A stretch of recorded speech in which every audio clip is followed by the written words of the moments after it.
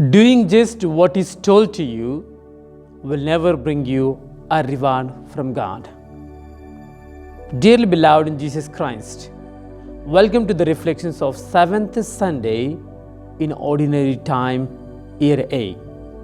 Dear friends, once on a Sunday, a pastor was preaching a sermon, and the topic of the sermon is just like our topic: love your enemies. He preached the sermon for half an hour. At the end of the sermon, he asked his congregation, "How many of you are ready to forgive your enemies?" To his disappointment, not even half of the congregation raised their hands. So the pastor thought he preached less about the love of enemies, and then he started preaching the homily again. He preached for 20 more minutes, and then he put the same question for the second time. Now, how many of you are ready to forgive your enemies? To his consolation, there was about some 80% of the people raised their hand, showing that they are ready. But still the pastor, unsatisfied, he preached the sermon for 15 more minutes, and then he asked the question for the third time. How many of you are ready now to forgive your enemies? Almost all the congregation raised their hands, but one lady sitting at the extreme end of the church did not raise the hands. Then the pastor was curious and also disappointed.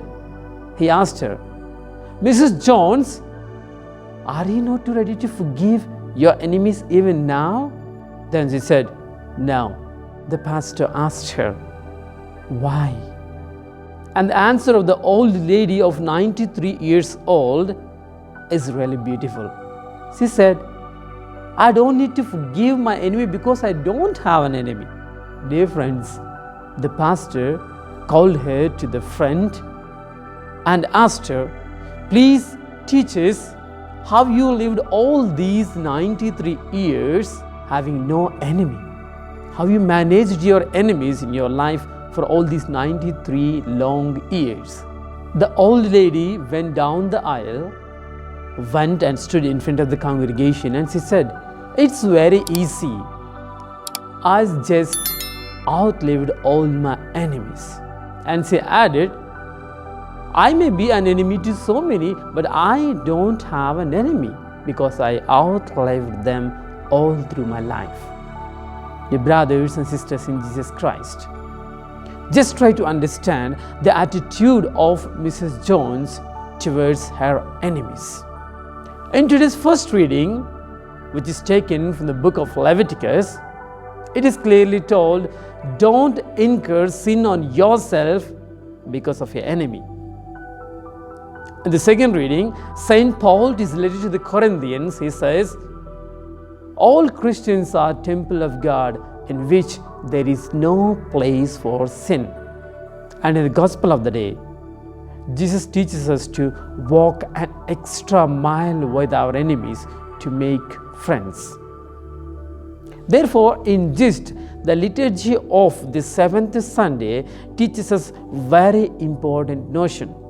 Walk an extra mile if it is needed to make your enemies as your friends. First and foremost, let us meditate upon the love of your enemies, referring to the first reading of the day. The first reading is taken from the book of Leviticus. In theological terms, it is taken from the Holiness Code. In the entire first reading, I am fascinated or inspired by a verse given in chapter 19, verse 17, where the author says, "Do not incur sin on yourself just because of your enemy." Dear friends, the statement is very clear but very, very powerful. The statement in simple terms is this: don't harm yourself because of your enemy. But how does it happen? When you have an enemy, you anger them, you grudge them, and you plot against them, you lose all your peacefulness. which means you are losing your peace of mind because you have an enemy. Not because the enemy does something to you, but because you are having anger, hatred towards him, you are losing your peace. He is not affected by this, but you are affected. The Gospel of Mark chapter 7 verses 15, Jesus tells, nothing that comes from outside will defile a person.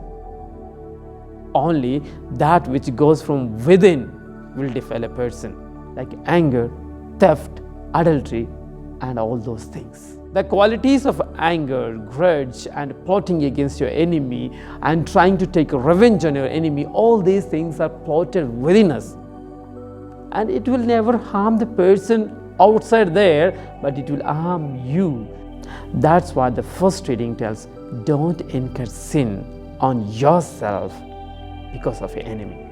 Enemies are not born. Enemies are created by human beings in the society because of their indifference, because of their attitudes towards them, or because of some kind of past experiences. Therefore, dear friends, take to your mind today that having a grudge and anger towards your enemy, or developing an enmity towards others, or revenge towards others, will eventually harm you. It will only have a negative effects on you physically, psychologically, and spiritually. Therefore, if you want to avoid all these ailments in you, physical, psychological, and spiritual, start loving your enemy, and there will be a wonderful feeling within you. Secondly, today's gospel passage speaks about walking an extra mile with the one who asks you. Dear friends, it's very important notion for a Christian. If you observe in the Old Testament or the Torah is full of commandments and codes of conduct. Do that, do this, you should not be following that, and you should be following this, only then you will be a faithful Jew to the Lord. And if you fulfill them exactly to the mark, you are a faithful one. But in today's gospel, Jesus does something different. And also, he asks us to do something more than what is prescribed. That's what is called going an extra mile with your enemy to make him a friend of yours. Let me put it in blunt words. If you do what is asked of you to do, you will never get a reward. You will never be appreciated. You will not succeed. You will not have any rewards from God, or even in circular times from your manager. Only when you go 1 mile extra than what is asked of you, you will be appreciated and rewarded. In the modern society, every Christian is happy with doing the minimum, what is required of you. Well, we know the precepts of the law, we know the commandments, we know the rules and regulations, and we just follow all of them, then we are satisfied with that. But Jesus tells, no. If you want to be rewarded, considered a true, real Christian in my name, you need to go beyond even what is told you to do. That's why never be happy with just attending a Sunday Mass, giving some offertory to the treasury box, or doing some little charitable works. No. It's much more, much beyond, even when it pains you. Do something extra than that is prescribed in the precepts, in the commandments, in the Word of God, and in the church laws. Do it with real love towards your neighbor and towards God. Only then you will be called a true child of God. Otherwise, we also come into the category of tax collectors and sinners, and the one who is thrown outside into darkness, because we are not doing anything much. Just what is asked of you, we don't get reward. Therefore, dear brothers and sisters in Jesus Christ, from the 7th Sunday of the ordinary time, year A, let's learn 2 important lessons.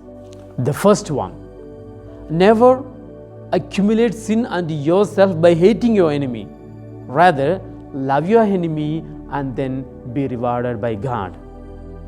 Secondly, you will never get a reward or favor from God if you are limiting yourself to do what is the minimum required. Let God bless us all. Have a blessed Sunday.